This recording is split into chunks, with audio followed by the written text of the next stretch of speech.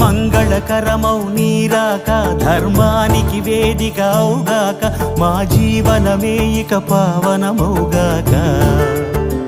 నీ పాలన శ్రీకరమౌగాక సుఖ శాంతి